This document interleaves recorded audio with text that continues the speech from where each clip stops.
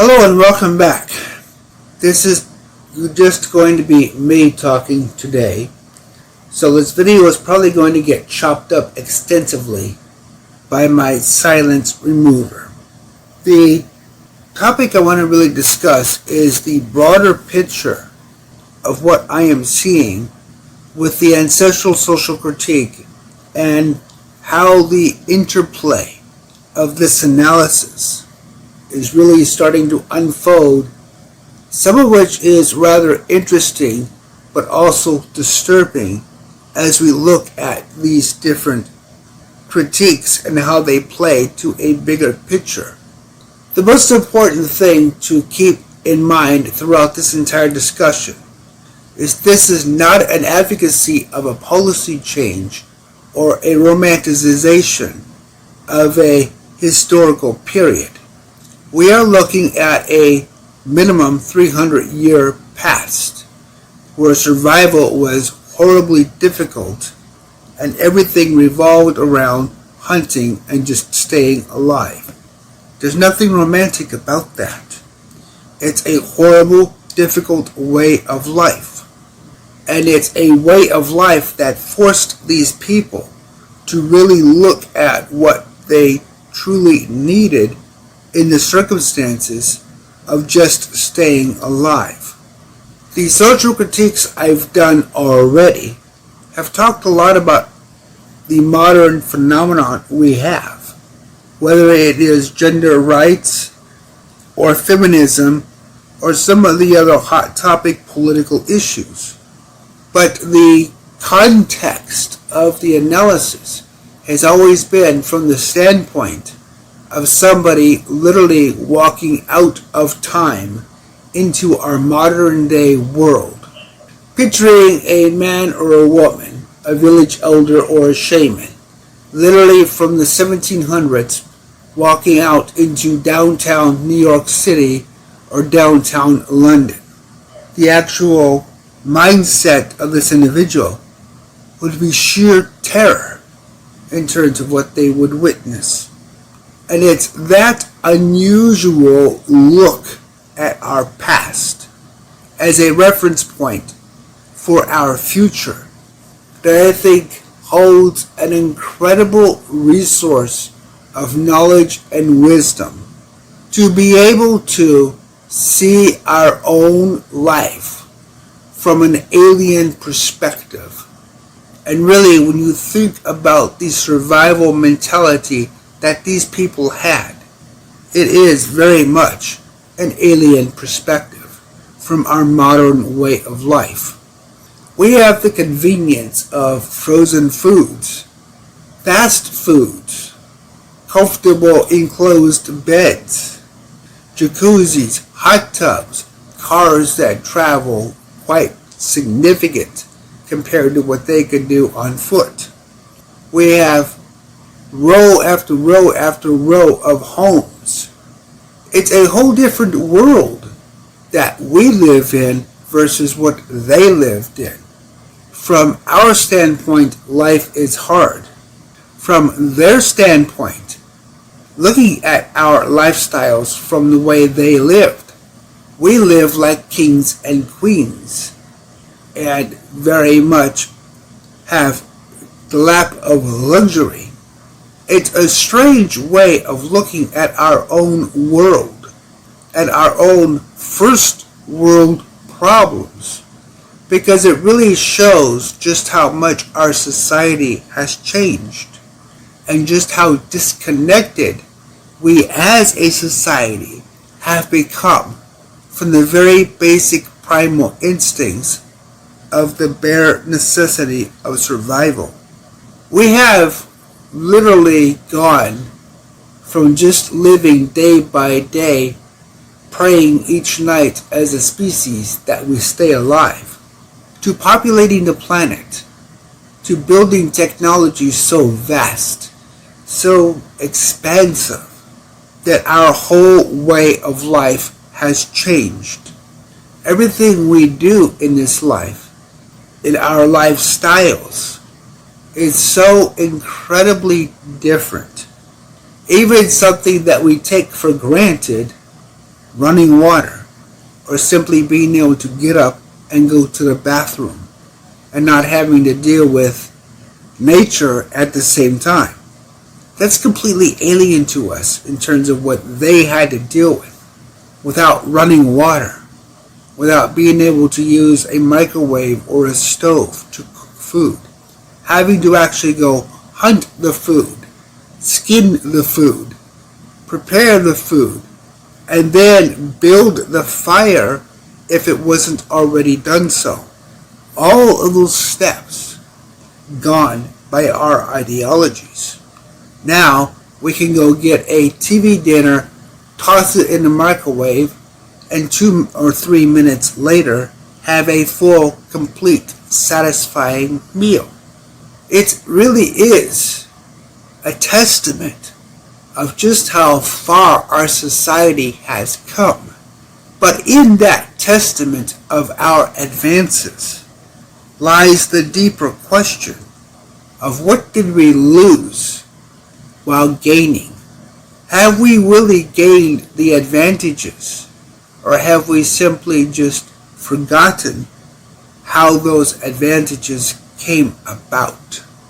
That's one of the most difficult questions, I think, to answer, because when we look at our lifestyles and what we take for granted in our lifestyles, so much is so different from their lifestyles. We could take the idea of what it would happen if one of us in our modern world, skyscrapers, planes, trains, and cars, was to walk back into time 300 years. Even it's just the very basic human things we think about, running water and a toilet. How hard would we struggle to adapt to that lifestyle if all hell broke loose and a catastrophic natural disaster occurred and it reduced our civilization to a bare minimum standard of survival? How many of us would really be able to survive? That is a fundamental question that we actually do have to ask. We have to ask, and we have to look at the true value of that question. It's not romanticizing the future. It's not romanticizing the past. One isn't better than the other in this context. They're just different, with different goals, priorities, and objectives. It isn't advocating that we should look at the past through our modern viewpoint and say that they lived a simple life. There's nothing simple about just trying to stay alive. At the same time, from their standpoint, when they look at our species now, the modern comforts we have, they do have the argument that we have become soft and forgotten how to survive without basic survival skills. In this context, our ancestors, if they were to judge us today, do have a valid and legitimate point that we have forgotten how to survive. We have forgotten why we actually should survive. We have become disconnected with the very world that still actively tries to kill us with natural disasters. The world hasn't changed between then and now. Volcanoes haven't disappeared and reappeared overnight. Hurricanes, tidal waves, extreme thunderstorms, any natural disaster you can think of, they've always existed. They've been a constant of our world. And yet, when we see horrific weather circumstances on the news, we're actually terrified about the consequences of these situations. We've become so disconnected from the reality that the modern world isn't that different from the ancient world. The part that's changed isn't the planet, it's us. We've become disconnected from the planet. If you look at history, the writings of the Cherokee, the Blackfoot, the Adobe, the Paiute, the ancient Vikings, and you see the cycles that they've documented for the growing seasons, the harvests, the planting seasons.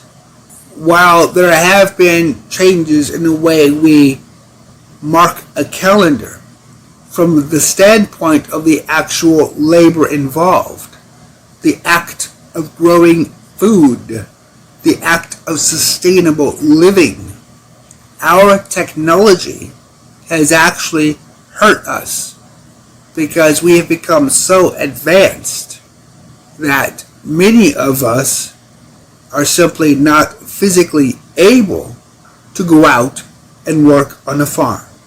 It's a testament to the strength and resilience of the people who built the foundations we now take for granted. And we really do take our lifestyle for granted when you look at the harsh struggles of having to collect wood, start a fire, walking to a river to get water. Now, the water has to be natural spring water. We've got hundreds of different ways of testing the water to make sure it's actually safe to drink. Then, they just had to hope to God it didn't kill them. And quite often, it did. That is the circumstance, the difference in perspective that this kind of analysis really offers. Modern laws like to claim hate speech or uncomfortable doctrine or other rhetoric. But when you look at the pure historical differences between their society and our society, and you frame it in the pure anthropological context of how much of our society would actually survive in a natural disaster, it's a whole different context. And yes, it's very uncomfortable to think about the fact that our society might not survive a global natural disaster. Our society may really suffer greatly. But whose fault is that? Whose fault is it really if our society can't survive a catastrophic event? Especially when history has documented those catastrophic events through thousands upon thousands of years of different people's writings, different cultures talking about how our planet is a very cold, cruel place to live in. How nature sees us as just part of the food chain. How we, as a species, have had to survive, hunt, cluster together in villages, clans, just to help defend against a world that would rather see us dead. And let's be honest about that.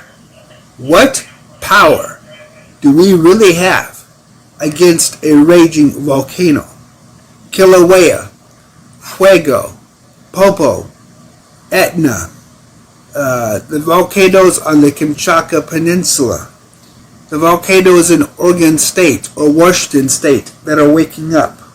You can go to YouTube or newspapers around the world and see the devastating consequences of a power that, while we may understand it to some degree, there is nothing we can do to stand against it.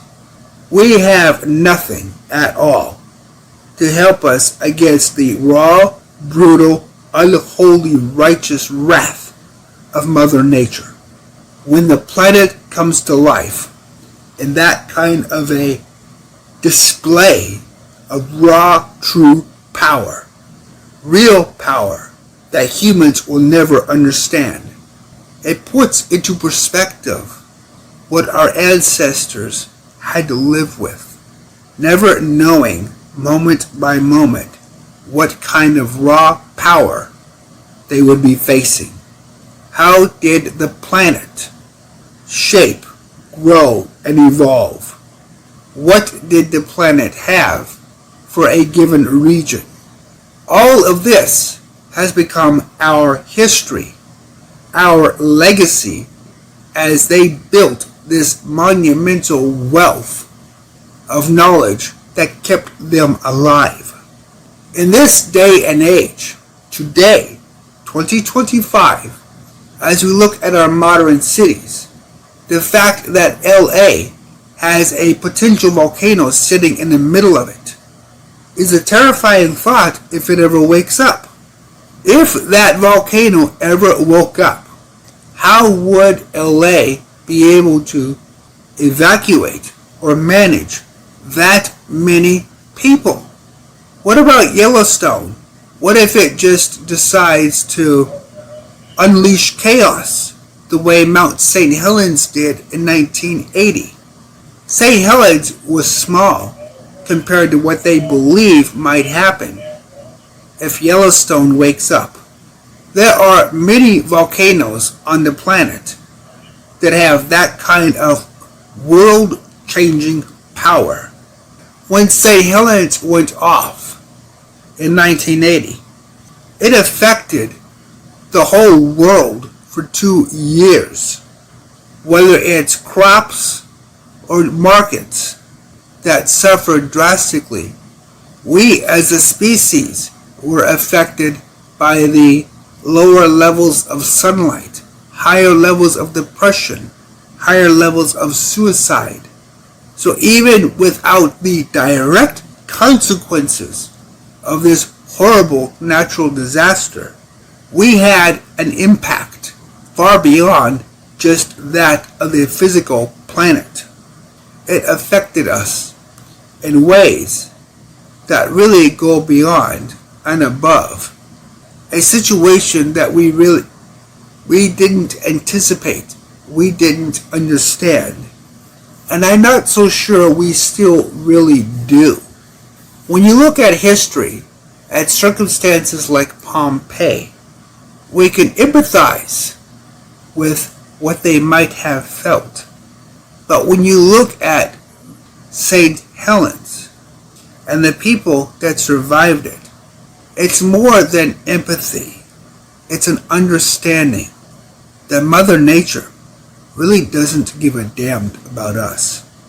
We really are just part of the food chain, and we cook just as easily as any other creature caught in the aftermath of a raging volcano.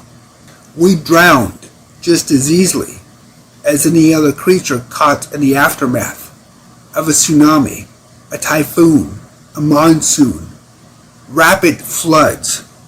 We look at our world thinking we're the masters of it, when really we're not even the masters of our own lives.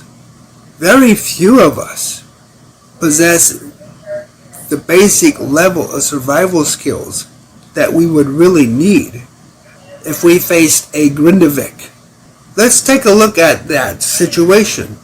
Grindavik and their 9,500-foot wall of fire. It's impressive. It's beautiful. It's absolutely gut-wrenching terrifying when you're in front of it and you can't run fast enough. That, I think, really underscores just how frail, just how fragile we are as a species.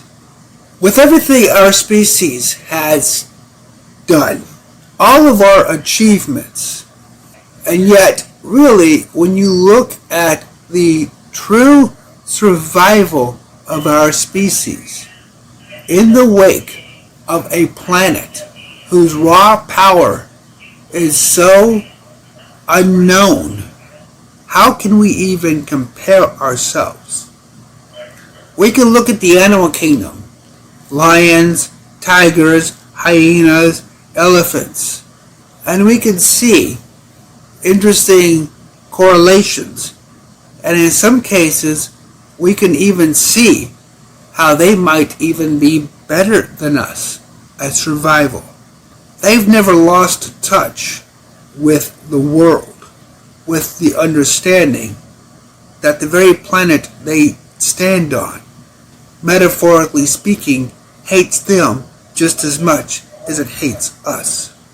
Nature itself is an unusual paradox, where we depend on this planet to keep us alive, and yet at a moment's notice, it won't hesitate to turn on a lava fountain or throw a temper fit of earth-shattering proportions that could easily cause an extinction event.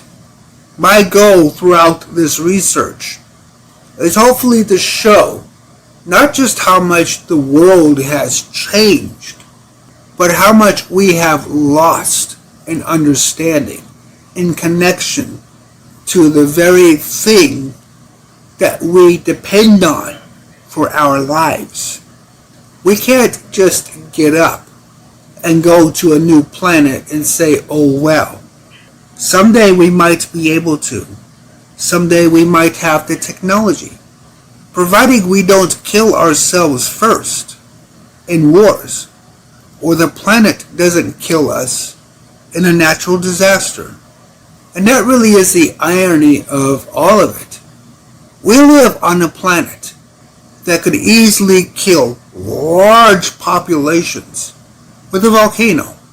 And yet, rather than putting aside petty squabbles, irrelevant information, we have strange ideologies of different languages. We criticize slight dialects, or that our skin is too light or too dark, or that our hair is unnatural.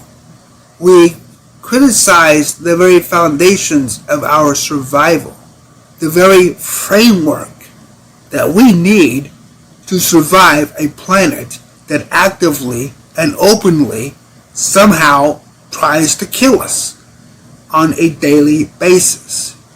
Our world is so very fragile, and yet we don't even really pay attention to just how fragile it really is.